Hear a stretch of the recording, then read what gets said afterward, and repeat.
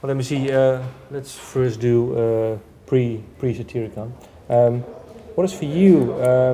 Is there one album, one metal or rock album that really will make you into this genre? Well, I mean, the first album that I bought for my own money, not the first album that I owned, but the first one that I bought is always going to be a special one, not only because it was the first, but it also because it was really good. And what you can add to that is that it's a record that has a little bit of a biblical quality to it, and it's AC/DC's Let There Be Rock. Okay. And anyone who knows the lyrics of Let There Be Rock, where he's singing, you know, and there was lights, guitar, drums, and all that, and it's kind of like opening the Bible of rock music, you know. So to me, that's a record. I'm not really like a nostalgic guy. I can surely enjoy great things from the memory books, but I look forward, not backwards. But that's a record that I can purely play without any nostalgic reason and say this is a goddamn awesome record. When did you buy it? What year? What age were you? Because I'm born in 1975. yeah. So the second grade, second grade. So I must have been 83 then. Yeah. So I think it was after the Back in Black period. Yeah. Yeah. So what made you decide to buy this album? Did you see something, read something, hear something? I had two older cousins that turned me on to, whether I wanted it or not, the right kind of music. They had me going at a different kind. My two cousins, they were all about Led Zeppelin, Deep Purple, Black Sabbath, and they had a friend that was more into like Venom and Motorhead and things like that. And then I lived at another place south of where my cousins lived, which lived far up in the north of Norway.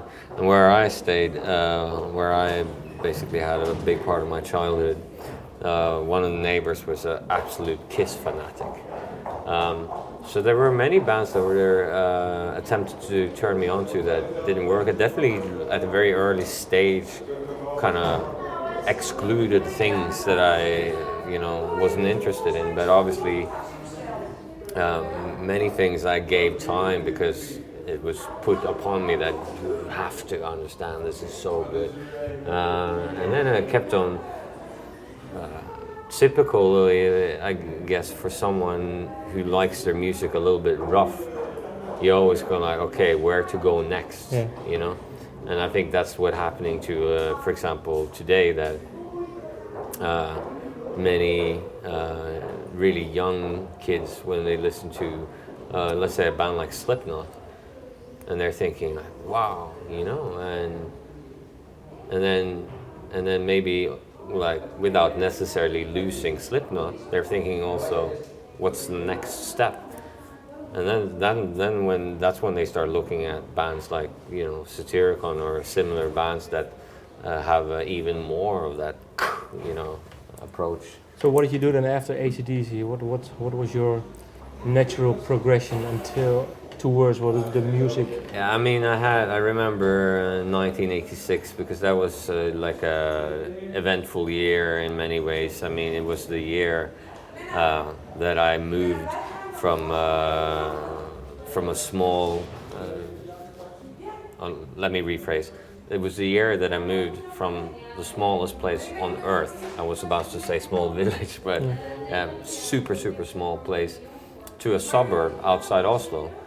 Why? How come? Because your parents had to move? Or yeah, my dad got a new job. Yeah, and then I was 10 years old, and I remember thinking to myself, as my brother and I, we took the train, and we were just told basically by our parents that get off the train in Oslo, and I'm not sure that I even knew what Oslo was, and we got off the train, and as we walked off the train.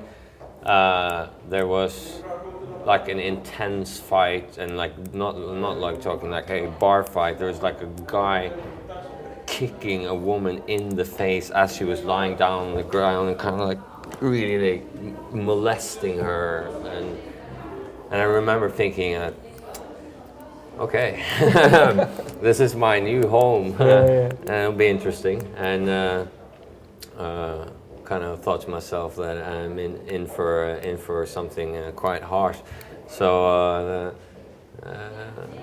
that was my start coming to the capital area.